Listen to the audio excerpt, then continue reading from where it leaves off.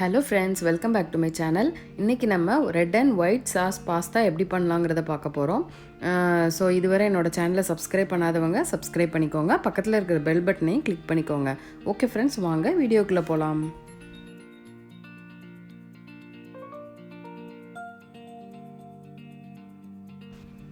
இன்றைக்கி நான் இந்த ஒரு பாக்ஸ் பாஸ்தா எடுத்திருக்கேன். இது பார்த்திங்கன்னா 454 கிராம்ஸ் நான் வந்து பாயில் பண்ணி எடுத்துகிட்டு வந்திருக்கேன்.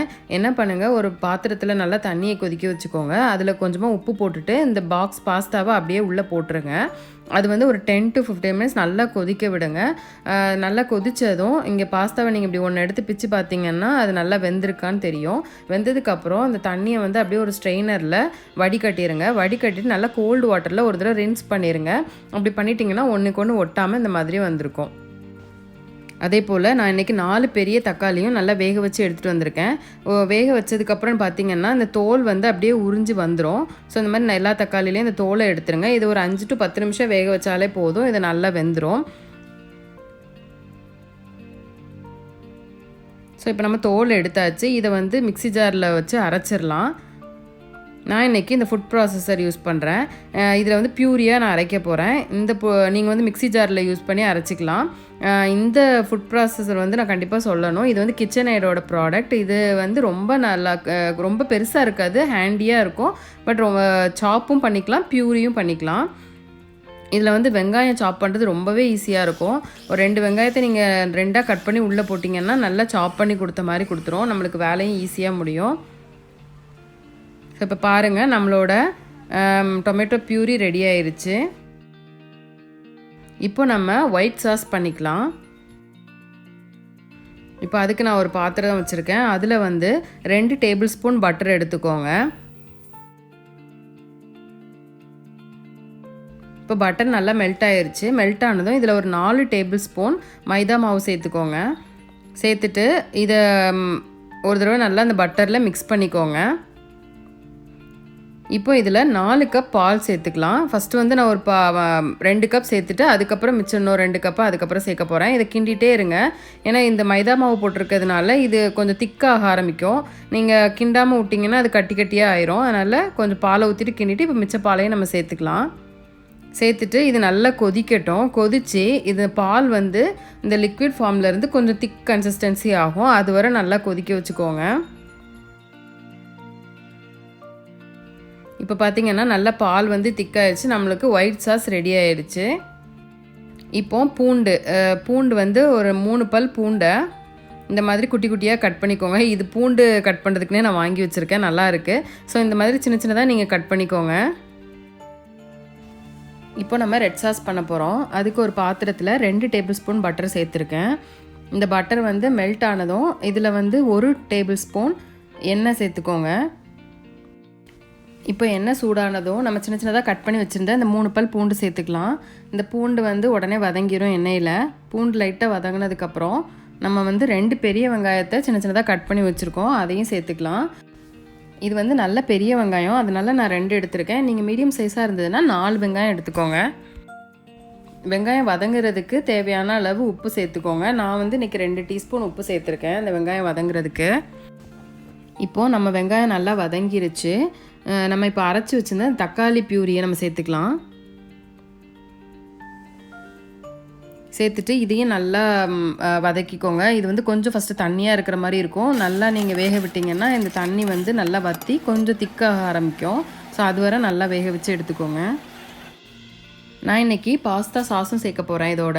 இது வந்து கடையில் வாங்கினது ரெடிமேடாக. இது இல்லாதவங்க நீங்கள் வந்து எக்ஸ்ட்ரா ஒரு தக்காளி சேர்த்து அரைச்சிக்கோங்க. 4க்கு பதிலாக 5 தக்காளியாக அரைச்சிக்கோங்க. இதில் இன்றைக்கி 5 டேபிள் ஸ்பூன் நான் சேர்த்துருக்கேன். நம்ம இன்றைக்கி நிறைய குவான்டிட்டி பண்ண போகிறோம். ஸோ அந்த கிரேவி நிறையா இருந்தால் தான் நல்லாயிருக்கும் பாஸ்தா சாப்பிடும்போது. இப்போ இதில் 2 டேபிள் ஸ்பூன் டொமேட்டோ சாஸ் சேர்த்துக்கலாம். 1 டேபிள் ஸ்பூன் சில்லி சாஸ் சேர்த்துக்கோங்க. நீங்கள் வந்து காரம் கொஞ்சம் கம்மியாக சேர்ப்பீங்கன்னா ஒரு 1/2 டேபிள் ஸ்பூன் சேர்த்துக்கிட்டால் போதும். இப்போது நான் இதில் இந்த எல்லோ கேப்சிகத்தை க்யூப்ஸாக கட் பண்ணி எடுத்துகிட்டு வந்திருக்கேன். இதை நான் சேர்த்துக்க போகிறேன். நீங்கள் என்ன கலர் கிடைக்குதோ அதை சேர்த்துக்கலாம். இந்த வெஜிடபிள்ஸ் வந்து உங்களோட விருப்பத்துக்கு தகுந்தாப்பில் நீங்கள் சேர்த்துக்கலாம். அதே மாதிரி 1 கப் zucchini எடுத்திருக்கேன். அதையும் நான் இதில் சேர்த்துக்க போகிறேன். இந்த zucchini கிடைக்காதவங்க இதுக்கு பதிலாக நீங்கள் ஸ்வீட் கார்ன் சேர்த்துக்கலாம், இல்லை மஷ்ரூம் சேர்த்துக்கலாம், காலிஃப்ளவர் சேர்த்துக்கலாம். எது உங்களுக்கு கிடைக்குதோ அந்த வெஜிடபிள் நம்ம சேர்த்துக்கலாம். இப்போது வெஜிடபிள் கொஞ்சம் வதங்கின உடனே நம்ம ஏற்கனவே ரெடி பண்ணி வச்சுருந்த அந்த ஒயிட் சாஸ் இதோட சேர்த்து மிக்ஸ் பண்ணிக்கலாம். இப்போ பாருங்கள், நம்மளுக்கு white and red sauce ready ஆயிடுச்சு. இப்போ நீங்கள் வந்து உப்பு டேஸ்ட் பண்ணி பார்த்துக்கோங்க. உப்பு ஏன்னா நம்ம அப்போ போட்டது தான், வெங்காயத்தில் போட்டது தான், அதுக்கப்புறம் போடலை. அதனால் இதில் நம்ம உப்பு சேர்த்துக்கலாம். நான் இதில் ஒரு 3 டீஸ்பூன் உப்பு சேர்த்துருக்கேன். நீங்கள் வந்து உப்பு போட்டு பார்த்துட்டு வேணும்னா நீங்கள் சேர்த்துக்கோங்க. இப்போ நம்மளுக்கு சாஸ் ரெடி ஆயிடுச்சு. இதில் நம்ம வேக வச்சு எடுத்து அந்த பாஸ்தாக்கெல்லாம் நம்ம சேர்த்துடலாம்.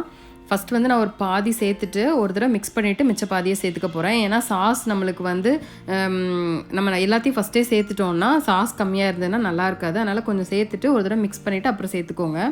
சாஸ் கம்மியாக இருக்கிற மாதிரி தெரிஞ்சதுன்னா பாஸ்தாவை பார்த்து சேர்த்துக்கோங்க. இப்போ பார்த்தீங்கன்னா நம்மளுக்கு சாஸ் நல்லா நிறையா தான் இருக்கிற மாதிரி இருக்குது. அதனால் நம்ம மிச்ச பாஸ்தாவையே நான் சேர்த்துக்கிறேன். சேர்த்துட்டு இதை நல்லா ஒரு தடவை மிக்ஸ் பண்ணிடலாம். பாருங்கள், பார்க்கவே ரொம்ப நல்லா இருக்குது. இது வந்து பார்த்திங்கன்னா நிறைய குவான்டிட்டி, ஒரு 6-7 பேர் நல்லா சாப்பிடலாம், அந்த அளவுக்கு செஞ்சுருக்கேன் இன்றைக்கி. இதில் நீங்கள் ஒயிட் சாஸ் வந்து பண்ணலை அப்படின்னா ஆல்ஃப்ரெடோ பாஸ்தா சாஸ்னு இந்த ஒயிட் சாஸ் வந்து நம்மளுக்கு கிடைக்கிது கடையில் ரெடிமேடாகவே, அதை கூட நீங்கள் சேர்த்துக்கலாம். இப்போ இதில் 1/2 டேபிள் ஸ்பூன் இட்டாலியன் சீசனிங் சேர்த்துருக்கேன், 1 டேபிள் ஸ்பூன் ஆரெகானோ சேர்த்துருக்கேன், 1/2 டேபிள் ஸ்பூன் சில்லி ஃப்ளேக்ஸ் சேர்த்துருக்கேன். இது சேர்த்துட்டு மிக்ஸ் பண்ணிக்கோங்க. இது இல்லை அப்படின்னா சில்லி ஃப்ளேக்ஸ் மட்டும் கூட நீங்கள் சேர்த்துக்கலாம். காரத்துக்கு ஏற்றாப்பில் அட்ஜஸ்ட் பண்ணிக்கோங்க. நல்லா காரம் சாப்பிடுவீங்கன்னா இன்னும் கொஞ்சம் சில்லி ஃப்ளேக்ஸ் சேர்த்துக்கோங்க. ஸோ இட்டாலியன் சீசனிங் ஆரெகானோ எல்லாம் ஒரு ஃப்ளேவருக்கு தான். ஸோ அது இல்லைன்னா நீங்கள் ஸ்கிப் பண்ணிக்கலாம். இப்போ எனக்கு உப்பு கொஞ்சம் கம்மியாக இருந்தது, அதனால் 1 ஸ்பூன் உப்பு சேர்த்துருக்கேன். இப்போ இதில் நான் இன்றைக்கி 2 டேபிள் ஸ்பூன் மொசரெல்லா சீஸும் 2 டேபிள் ஸ்பூன் செடார் சீஸும் சேர்த்துருக்கேன்.